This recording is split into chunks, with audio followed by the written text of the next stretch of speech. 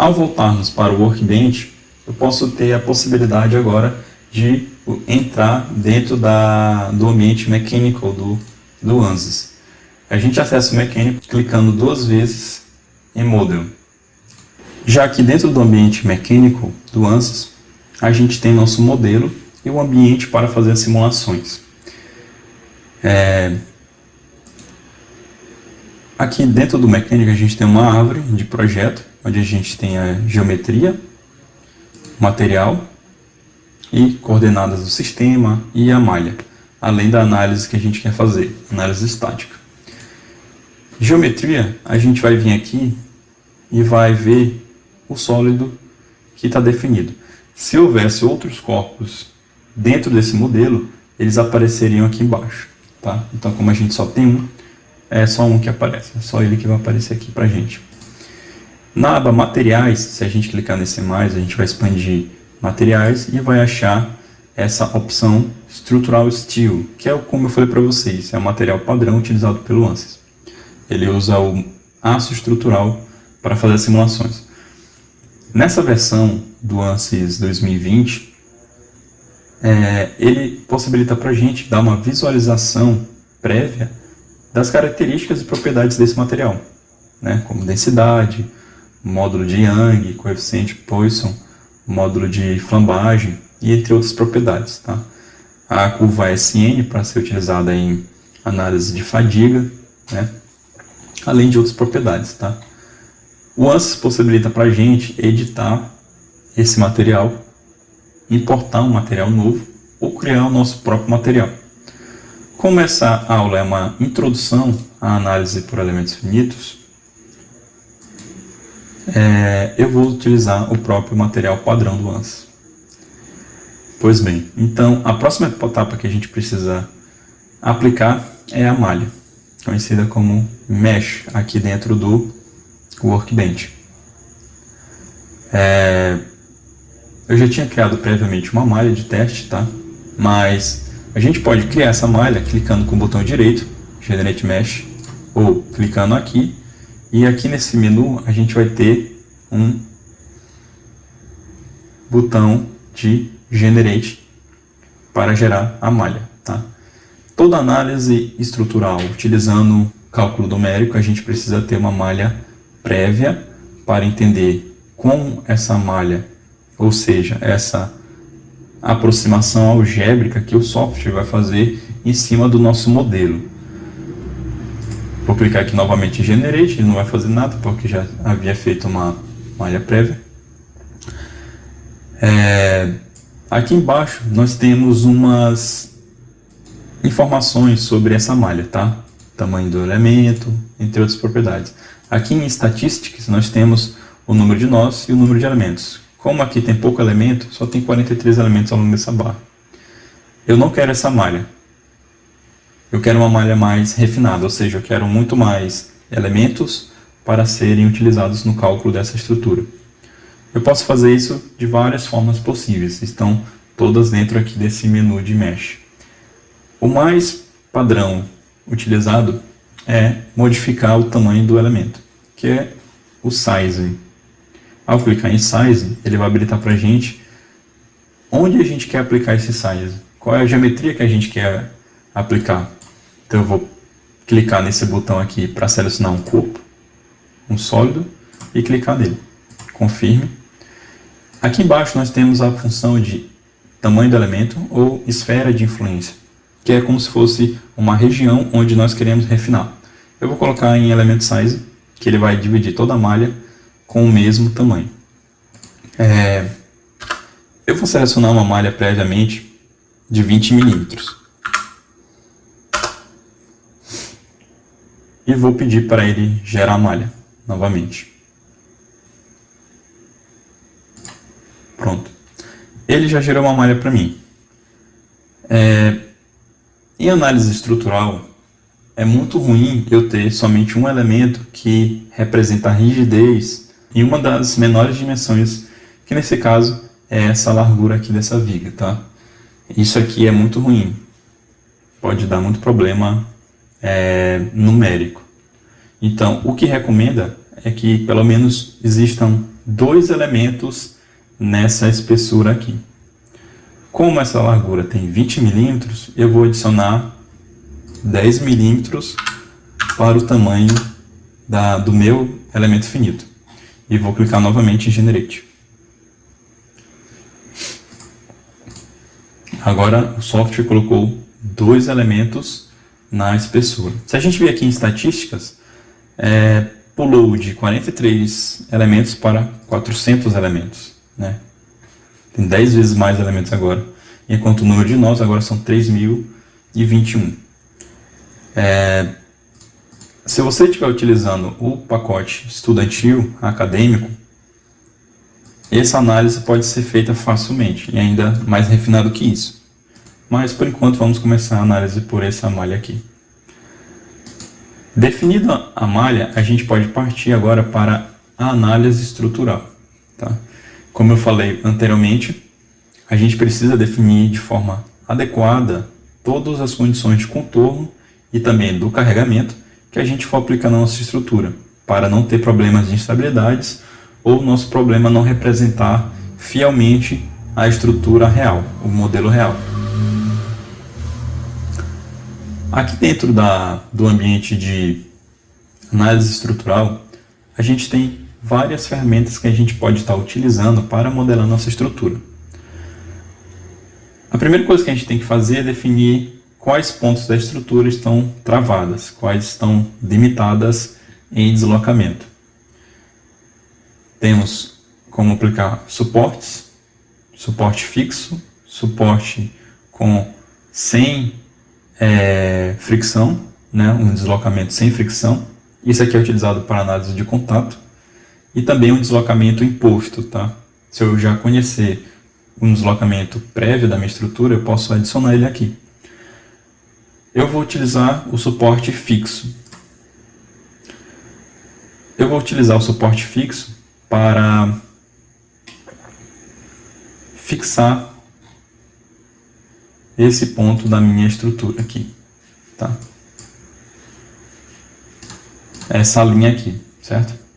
Como é que a gente pode selecionar ela? Aqui em geometria novamente, a gente vai selecionar Edge, né, um canto, e vamos selecionar esse ponto. E vamos confirmar.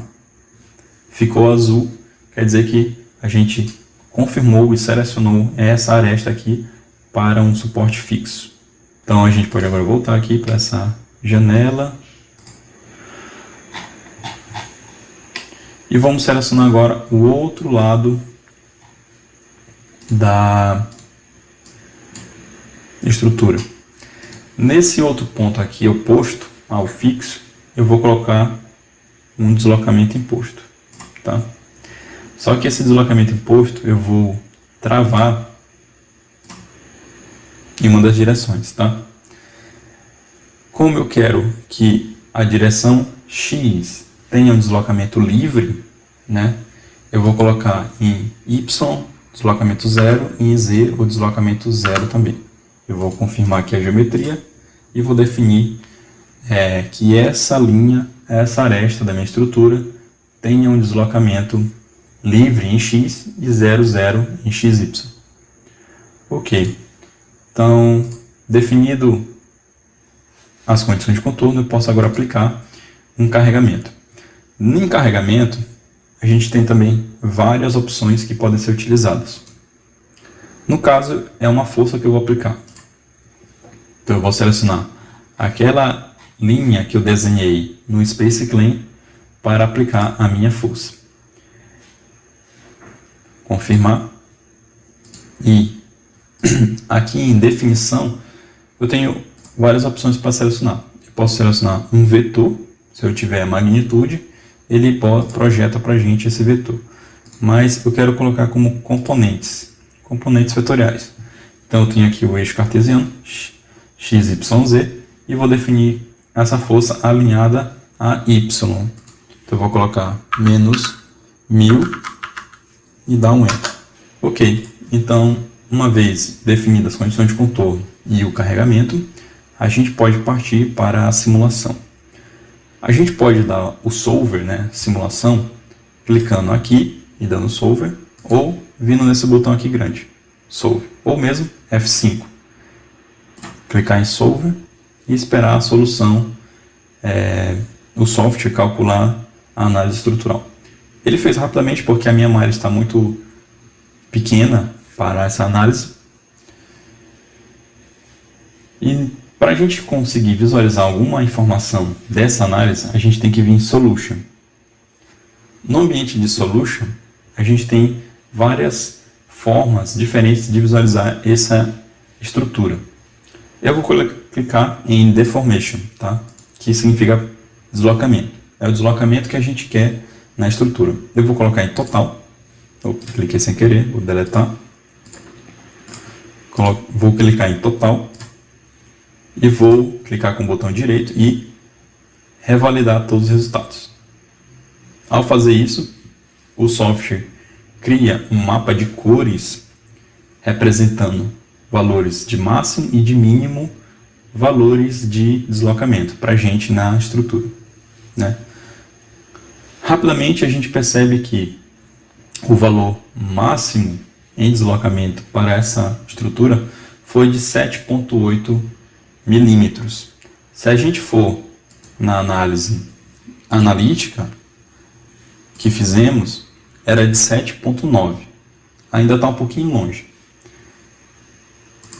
Mas já de primeira linha, primeiro momento, a gente pode dizer que está próximo de um valor adequado. Como temos previamente esse valor de deslocamento, a gente podemos nos dar o luxo de refinar a malha ainda mais, né? Ou seja, mais elementos finitos na análise, melhor a solução. E com isso chegar até o valor de 7,9. O que acontece é que, às vezes, na indústria ou em um problema mais complexo, a gente não tem previamente um valor matemático que a gente pode comparar. Então, a gente tem que fazer análise de malha várias vezes, até que o valor convija para um valor constante, né? Ou seja, que já se dá satisfeita aquela solução para aquele problema, aquelas condições que a gente está impondo, tá? Dependendo do problema, do tamanho da estrutura, da quantidade de corpos, essa malha pode ficar gigantesca, requerendo um computador, uma análise computacional muito maior. Mas como aqui é uma aula didática, a gente está só fazendo estruturas simples. Todas as estruturas que eu fizer nesse curso aqui vão ser estruturas simples, análise simples, que você pode estar utilizando também nas versões acadêmicas.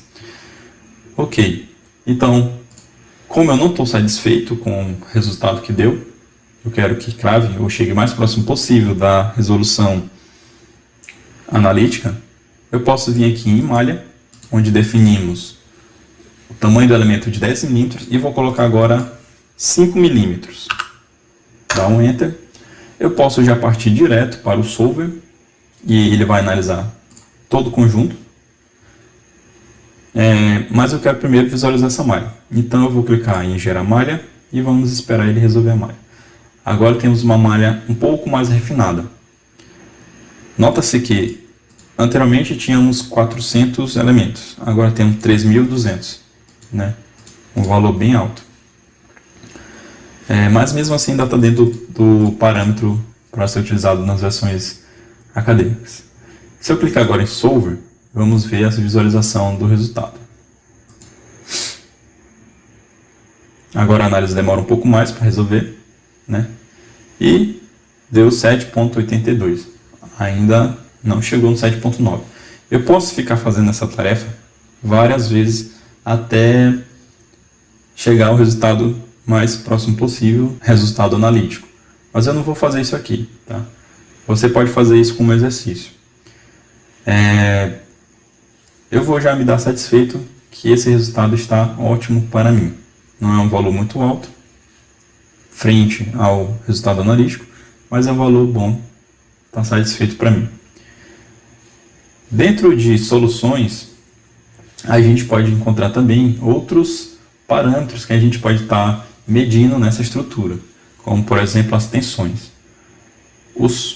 O método dos elementos finitos utiliza a tensão equivalente de von Mises, tá? Mas ele mostra também outras tensões. Tensão máxima principal, média, mínima, máxima de cisalhamento, intensidade, tensão normal e tensão de cisalhamento, tá?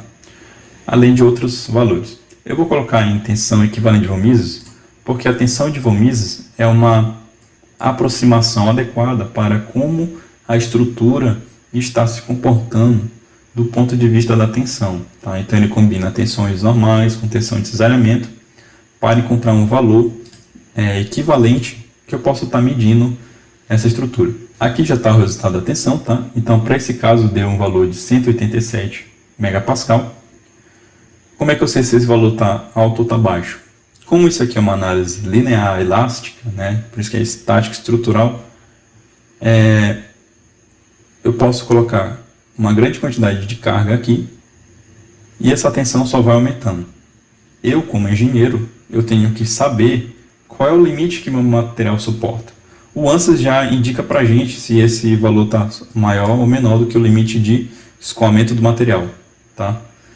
Mas clicando aqui em materiais, eu posso vir na propriedade de tensão de escoamento, tá? E verificar que a tensão de escoamento para esse material é de 250 megapascal, ok? Então está abaixo desse valor. Para facilitar a nossa visualização dos resultados, eu posso estar utilizando algumas ferramentas que o ANSYS fornece para a gente para dar uma visualização mais fácil do resultado. Como aqui tem várias linhas que representam os elementos finitos, eu posso estar suprimindo esses valores para uma melhor visualização dos resultados.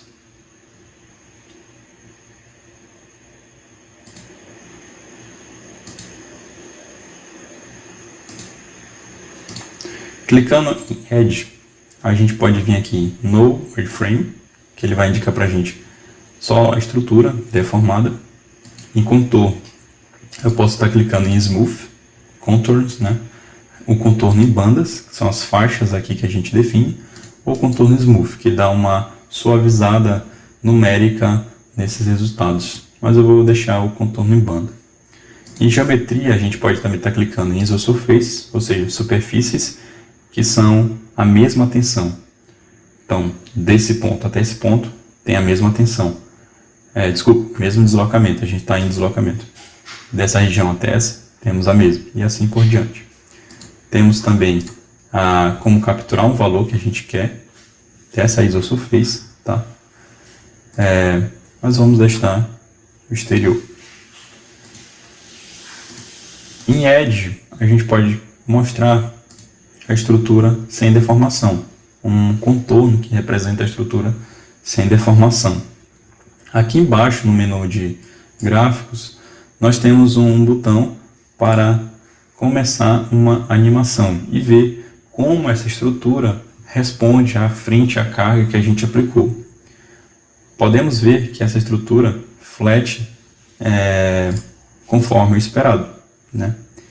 Essa análise de animação é uma boa maneira da gente visualizar se a nossa carga aplicada corresponde à estrutura real que a gente está simulando, né? Se der alguma correspondência errada, a gente pode estar modificando as condições de contorno ou o carregamento. Em tensões, a gente pode visualizar da mesma forma as tensões aplicadas, né? Essa aula encerra-se aqui, né, com essa análise. Na próxima aula a gente vai dar uma outra abordagem para esse problema de viga biapoiado para poder determinar utilizando uma estrutura esbelta, né, um elemento de viga, tá? Então, como exercício, eu recomendo vocês a baixarem este modelo que eu vou postar para vocês e fazerem essa mesma atividade em casa. Até mais!